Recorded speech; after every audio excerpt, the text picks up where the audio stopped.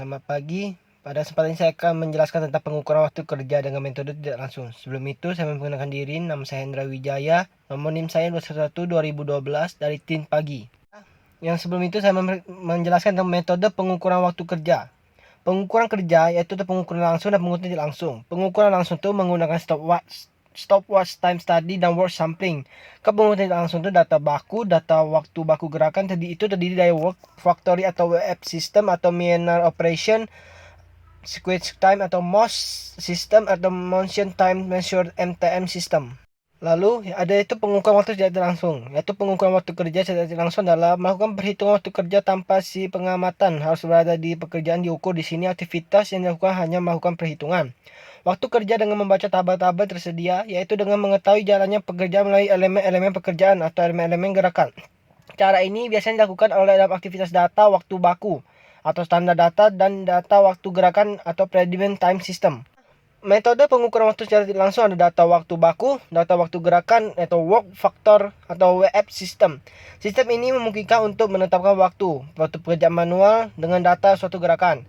Yang kedua ada minor operation square time atau MOS system. Ini adalah konsep dasar MOS system kerja adalah perpindahan objek karena memindahkan objek biasanya secara manual atau dengan peralatan. Yang ketiga dengan motion time measured atau MTM system. Ya, ini adalah sebagai gerakan kerja dan elemen-elemen gerakan seperti menjangkau, memegang, mengangkut, mengarahkan, dan elemen lainnya. Pengukuran waktu kerja dengan data gerakan, yaitu dengan menggunakan metode MOS atau Manner Operation Square Time, yaitu ini lebih sederhana, dikatakan sebagai pemindahan objek. Dengan metode MOS ini, objek dipindahkan menurut dua cara. Itu yang pertama, diambil dan dipindahkan secara bebas. Yang kedua, diambil dan digerakkan dengan menggeser ke atas permukaan benda lain. Lalu ada pemisahan model urutan gerakan. Ini dibedakan atas 3 urutan. Gerakan yang ketiga-tiganya menggambarkan kerja manual. Yang pertama, urutan gerak umum atau the general move a square. Yang ini adalah jarak yang untuk A, jarak gerakan action distance atau terbang dalam arah horizontal. Yang B, gerakan bend body motion terutama dalam gerakan vertikal. Yang C, yang ini G, proses pengendalian atau control. P, ini penempatan atau place.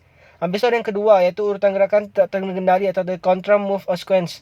Yang pertama A meliputi semua gerakan atau perpindahan jari, kaki, dan tangan dengan pembebanan atau tidak. Yang B gerakan badan. Yang C G. Yang C itu adalah G, semua gerakan manual yang dilakukan untuk mendapatkan pengendalian objek dan juga gerak melepaskan pengendalian. Dan D yaitu P meluruskan objek menurut objek sebelumnya pengendalian objek dipisahkan. Lalu ada urutan gerakan yang memakai alat, yaitu the tools use of sequence atau yang A meliputi semua gerakan dalam pemindahan jari, tangan, kaki dengan perbedaan atau tidak. Yang B gerakan badan. Yang G semua gerakan manual yang dilakukan dengan mendapatkan pengendalian objek dengan juga gerak melepaskan pengendalian. Yang P meluruskan objek mengurut objek sebelum pengendalian objek dilepaskan.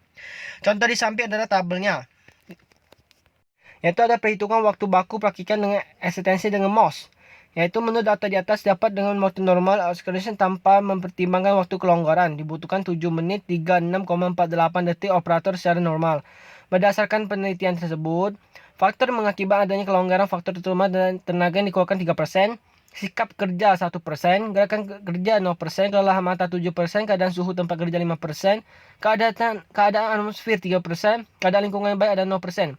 Berdasarkan faktor kelonggaran di atas, dapat jumlah seluruh faktor kelonggaran dalam sebesar 19%. Maka dapat ditentukan waktu baku untuk menelaki suatu integration atau sebesar waktu baku WB sama waktu normal kali 1 plus plus allowance.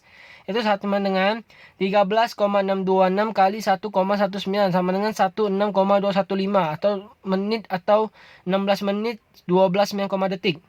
Lalu ada analisa waktu baku, eksistensi, dan usulan metode MOS. Itu berbeda dengan pengukuran waktu baku. Metode jam henti menggunakan data waktu pengerakitan dan metode MOS yang digunakan dalam gerakan PTKTK yang diuraikan menjadi gerakan menjangkau, mendapatkan atau mengendalikan. Kemudian dari gerakan tersebut diperoleh dari data TMU atau time measure unit dan selanjutnya diubah satuannya menjadi satuan menit dengan mengalihkan 1 TMU dengan 0,006 menit.